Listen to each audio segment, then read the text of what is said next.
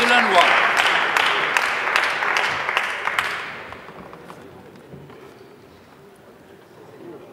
Merci Monsieur le Président, Monsieur le Premier ministre, Monsieur le Ministre. Plus personne ne peut tenir le coup. Ni les agents pénitentiaires, ni les détenus, ni les familles, les policiers, ni les militaires et surtout non aussi les bourgmestres. Alors permettez-moi de commencer par un petit aperçu de la situation à Tournai, qui n'est peut-être pas la pire, mais qui souffre de tous les maux que vous infligez au secteur. La prison est dans un état de vétusté lamentable et pour s'en occuper, 137 équivalents temps plein. Le cadre en nécessite 150. Votre plan de rationalisation, vous visez 140. Vous imaginez, on est déjà en deçà. La situation dans la prison de ma ville, c'est quoi? Ce sont des agents qui sont à bout, des détenus qui mettent le feu dans leurs cellules, des familles qui n'en peuvent plus de ne pas voir leurs proches, des policiers qui viennent en renfort et qui se font jeter des projectiles en feu. Ce sont même des tentatives d'évasion, bref, un véritable chaudron. Comme bourgmestre, je me permets quand même d'insister aussi sur cette situation qui pèse sur le bon fonctionnement de la police. Les agents de la police sont dans l'impossibilité d'exercer leur mission. Le renfort du fédéral est aléatoire, le travail s'accumule au sein de la police. Ce sont des apostilles qui ne sont plus remplies, des domiciliations non effectuées, du travail de quartier, tout ce que le citoyen demande qui est délaissé. Les cours et tribunaux l'ont encore rappelé à l'État très récemment, une partie des détenus vit dans des conditions inhumaines et dégradantes, et vous êtes, vous, responsable de cette situation.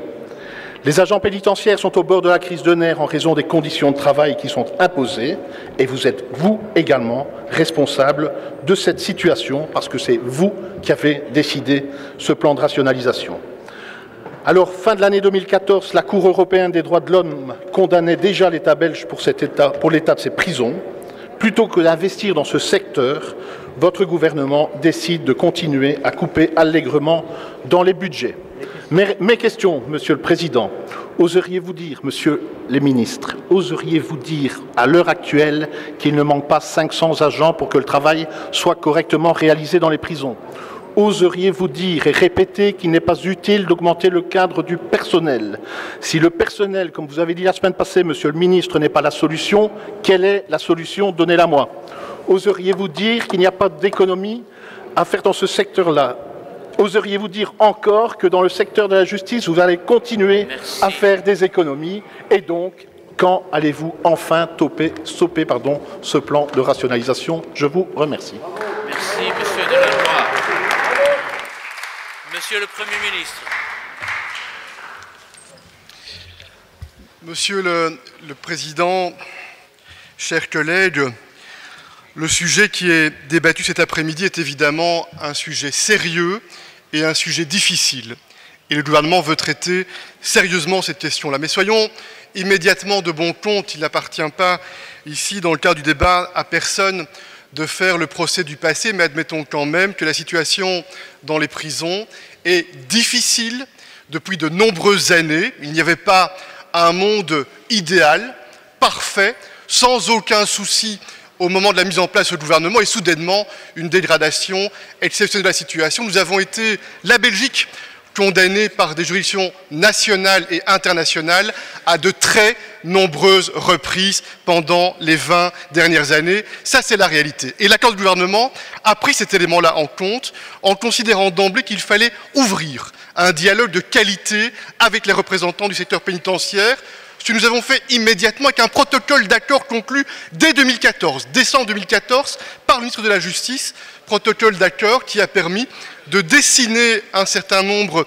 d'orientations pour tenter de rencontrer les préoccupations, les difficultés auxquelles nous sommes confrontés, de faire en sorte que l'on utilise mieux l'argent public qui est disponible, de faire en sorte que l'on puisse voir comment améliorer le sort des détenus, pas seulement des détenus, travailler sur le sort des internés, où des progrès importants ont été réalisés, chacun le reconnaît en quelques mois, travailler aussi sur la qualité et le cadre de travail pour celles et ceux qui au quotidien travaillent dans les prisons de notre pays. C'est un premier point que je voulais mettre en évidence. Deuxième point.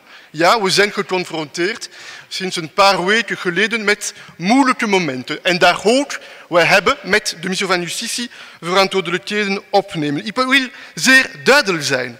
Vorige week, voor de vrijdag 6 mei, de kern op initiatief van de minister van Justitie en op mijn initiatief een duidelijk mandaat heeft gegeven voor een duidelijke onderhandeling. En ik stel vast met jullie als ze objectief zullen zijn dat de vrijdag 8 mei we hebben een protocol overeengekomen, de minister van Justitie met het volle vertrouwen van de regering en de vertegenwoordigers van de vakbonden. Et que s'est-il passé pendant le week-end? Nous devons le constater.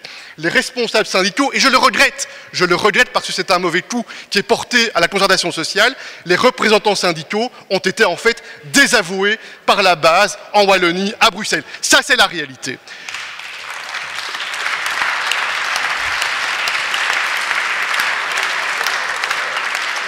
Nous avons donc pris nos responsabilités, en tentant de prendre des mesures dès lors que des piquets bloquent l'accès à certaines prisons et rendent complexe la capacité d'assumer les droits fondamentaux des détenus. Nous avons pris nos responsabilités en mobilisant effectivement l'armée pour venir en support, pour venir en renfort. Quelques mots par rapport à cela et quelques instants. Je me souviens d'un chef de groupe du Parti socialiste, bourgmestre d'Andenne, qui il n'y a pas si longtemps, en 2013, lors d'un conflit précédent, disait « Il faut stopper de mettre la police dans les prisons, il faut mobiliser l'armée dans les prisons ». C'est ce que nous faisons aujourd'hui de manière, je l'espère, la plus temporaire possible, dans l'espoir que le plus vite possible, on puisse retourner à la normale dans la situation des prisons. Enfin, quelques éléments maintenant pour la suite, parce que c'est ça qui est important. Comment ce gouvernement va continuer à agir et à prendre des responsabilités sur le sujet. Premier point que je souhaite mettre en évidence, nous avons convenu avec le ministre de la Justice de faire en sorte que lors d'un prochain cairn, probablement demain, nous ayons la capacité de donner un mandat complémentaire au ministre de la Justice, dans le cadre duquel nous souhaitons pouvoir effectivement, prenant en compte les remarques faites qui sont pertinentes et qui sont correctes sur l'importance d'avoir une stratégie à court, à moyen et à long terme sur le plan pénitentiaire, nous allons faire un certain nombre de propositions qui touchent à différents points. Le premier point, c'est évidemment continuer avec des progrès qui ont été mentionnés, qui ont été réalisés, mais continuer à lutter contre la surpopulation carcérale. Et moi, je vais plaider pour que l'on puisse donner une capacité au ministre de la Justice pour proposer des mesures opérationnelles avec des objectifs chiffrés que l'on pourra évaluer régulièrement en termes de réduction de la surpopulation carcérale. C'est un point important. Deuxième point, continuer à travailler avec plus d'intensité encore pour améliorer les infrastructures dans le cadre du master plan prison, dans le cadre des investissements pour la sécurité, et voir de quelle manière une task force, avec l'ensemble des acteurs, puisse regarder comment on réussit à concrétiser, pas simplement sur le papier ou dans les budgets, mais à concrétiser les investissements pour améliorer la situation des infrastructures. Enfin, een derde belangrijke punt. Ik stel ook vast, jammer genoeg, dat ons land een van de laatste landen in Europa zonder gegarandeerde dienstverlening in de gevangenissen. En dat gaat niet. Ik heb de overtuiging dat daar ook, dat zal cruciaal, noodzakelijk zijn, zo snel mogelijk vooruitgang in de goede richtingen te doen. Dat is ook een belangrijke punt. Et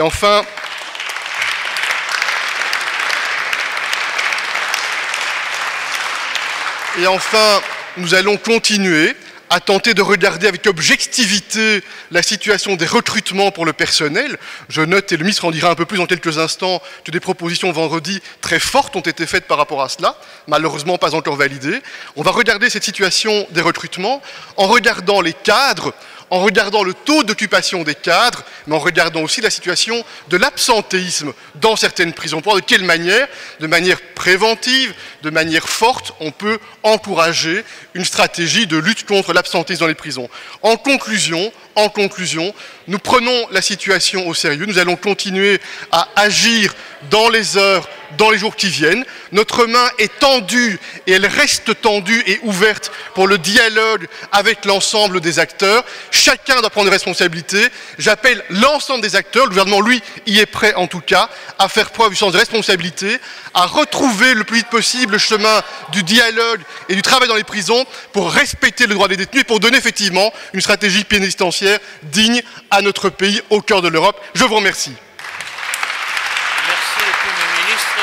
Le ministre de Justice.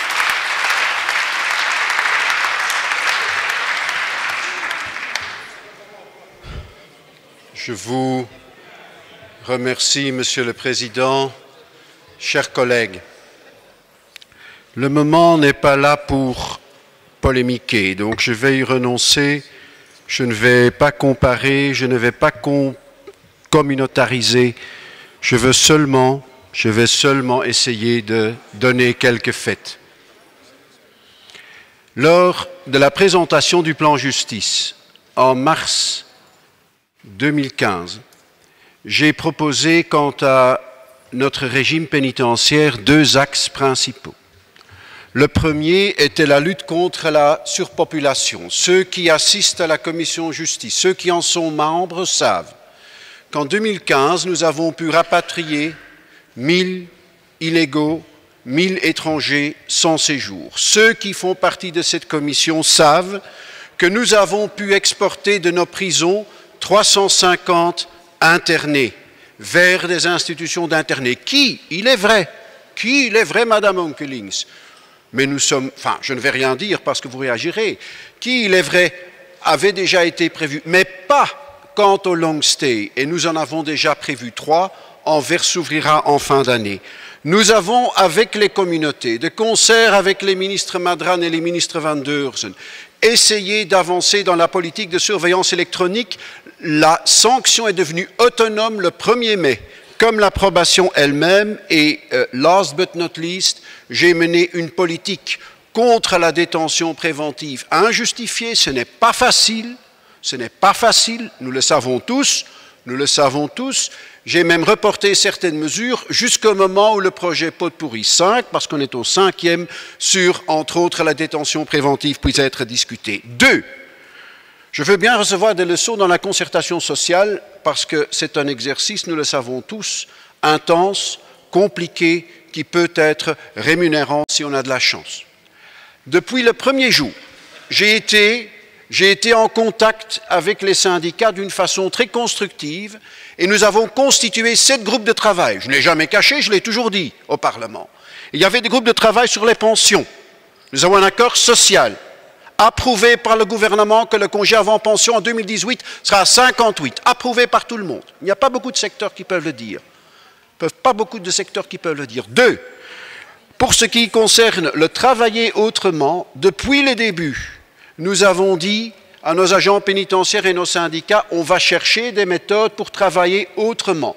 Je veux bien qu'il n'y ait pas d'assez de personnel, je veux seulement donner un seul chiffre, sans aucune subjectivité. Le moyen en Europe, c'est 3 prisonniers par agent pénitentiaire, en toute l'Europe. C'est quand même un continent assez civilisé. Chez nous, c'est 1,68. Je ne communautarise pas, je donne seulement le chiffre. Et pourquoi? Parce que nos institutions sont vétustes et parce que nos méthodes de travail sont dépassées. Et donc, dans le cadre de cet exercice d'optimalisation, de travailler autrement, prison par prison, mes gens ont cherché avec les directions de prison des méthodes pour concentrer les tâches dans la journée, entre 10 et 20 heures. On cherchait de trouver des méthodes pour rendre les occupations des postes plus importants. Je vais faire une comparaison pour vous détendre un tout petit peu. Quand une équipe de caméras vient à 4, c'est beaucoup. Quand cette équipe vient seule, c'est peu. Mais 2 et 3, ou 2 ou 3, ça va. Nous le savons tous. Et donc, il faut étudier là-dessus. Et 3, que certains mouvements ne soient plus nécessaires en raison d'un meilleur équipement, par exemple le téléphone par cellule, par exemple le micro-ondes par cellule, parce qu'on fait trop de mouvements dans nos prisons qui sont inutiles. Dans certaines prisons, et de nouveau je ne communautarise pas, dans certaines prisons ça a été bien accueilli et on a bien avancé. Dans d'autres, pour l'instant, ce n'est pas encore le cas. Mais messieurs, dames, puis-je avoir votre attention, je vous prie, parce que c'est important. Je me suis réuni ces derniers jours à 3 reprises. Par ailleurs, j'avais déjà visité 13 prisons depuis que je suis ministre. Donc ne me dites pas, vous visitez les prisons maintenant, vous l'avez tout visité toujours, sans doute, mais j'en ai déjà visité 13. J'ai eu des réunions avec les directeurs de prison pour parler de chaque chose dans leur prison qui pourraient être améliorées à cet égard, non pas pour les convaincre, mais pour les appuyer dans les moments difficiles qui sont les leurs. Alors, ça c'est travailler autrement. J'ai toujours dit 10% linéaire, ce n'est pas le but nulle part. Nulle part. Leuven secondair, in het Nederlands Leuven-Ulp, wordt teruggebracht van 100 naar 98% als het gerationaliseerd kader doorgaat. Lantin wordt teruggebracht van 100 naar 93%. Ik ben in Lantin geweest, het is van 1979, het gebouw is verouderd. Men vraagt zich af, collega's. Allemaal, 1 seconde. Weet iemand waarom een gebouw van 1979 in 2016 er zo kan uitzien? Ik niet. Ik was toen maar 22 jaar. U weet het misschien wel. Het is ernstig en het is verschrikkelijk. Als dat geen collectieve verantwoordelijkheid is, niemand onder ons was er toen bij.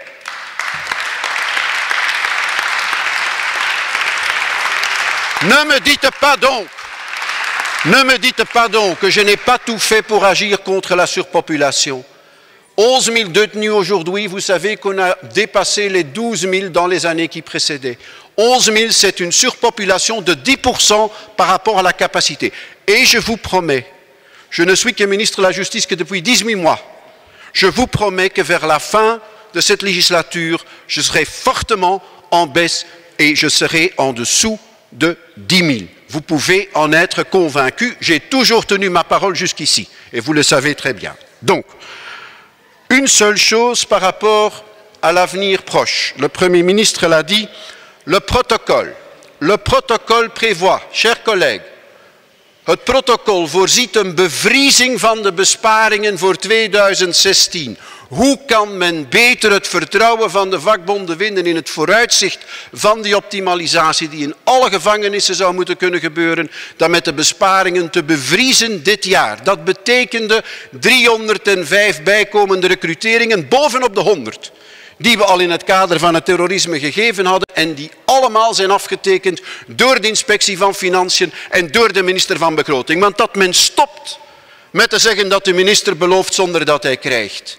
De eerste minister, de minister van Begroting staan voluit achter elke maatregel die wij nemen. Ik heb 1,5 uur deze middag met de minister van Begroting samengezeten. Wat betreft de flexibiliteitspremie. Die er is om het salarisverlies te compenseren. Dat ontstaat door de optimalisatie, 4,8 euro bruto voor zekere uren, die is helemaal gesecuriseerd, niet alleen voor de penitentiaire agenten, maar ook en in het bijzonder voor alle bedienden van de gevangenis. De situatie op het terrein, pour l'instant, la situation humanitaire, on la suit aussi près que faire se peut. La cellule de liaison de la police dans mon cabinet travaille, et maintenant c'est vraiment vrai, jour et nuit pour suivre la situation. Nous avons les directeurs, nous avons des agents pénitentiaires qui veulent travailler, nous avons la protection civile, la police fédérale et locale et l'armée. Et nous essayons de maintenir le niveau minimum d'occupation pour une grève dans chaque prison tout le temps. On peut même rendre des services de visite dans certaines prisons, de douche. Je sais que ce n'est pas trop humain, mais j'y reviens parce que nous sommes tous coupables par rapport à cela aussi. Encore, Monsieur le Président, 2 points. Il y a 2 choses qui sont inconciliables, et nous le savons tous. C'est le respect des droits de l'homme dans le sens le plus absolu et le respect du droit de grève dans le sens le plus absolu. Het is niet mogelijk om de mensenrechten op een absolute wijze te respecteren en terzelfdertijd het stakingsrecht op een absolute wijze te respecteren. Ik denk dat ik daar niet meer over moet zeggen. Dat gaat niet. J'ai reçu le lundi matin la visite du comité contre la torture. J'ai été président, comme nous tous, au gouvernement du Conseil de l'Europe. Je n'étais pas fier quand je devais parler avec un président d'Azerbaïdjan. Je ne suis pas fier quand je dois parler avec un président de l'Ukraine qui me dit « c'est seulement en Albanie, Monsieur le ministre, que cette incompatibilité existe encore de cette façon-là ». Je n'en dis pas plus, mais nous le savons tous, et je vous prie, J'ai négocié pendant 18 mois. J'ai vu les syndicats devant le médiateur social 4 fois. Essayons davantage, mais sur le but à atteindre, n'hésitons pas, parce que là, je suis au bout. Là, je suis au bout parce que pour l'instant, ce n'est pas faisable, ce n'est pas humain et c'est très difficile à gérer de la part du ministère de la Justice. Je termine, messieurs, dames, encore 2 secondes.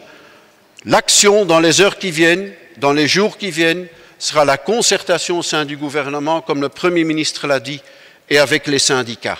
Il y a toujours un respect mutuel, il y a toujours une confiance mutuelle.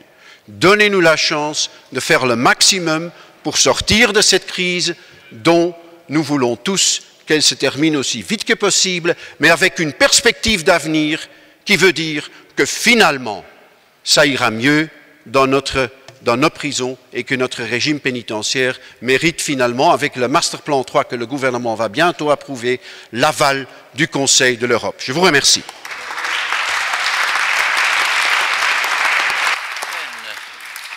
Monsieur Delannoy.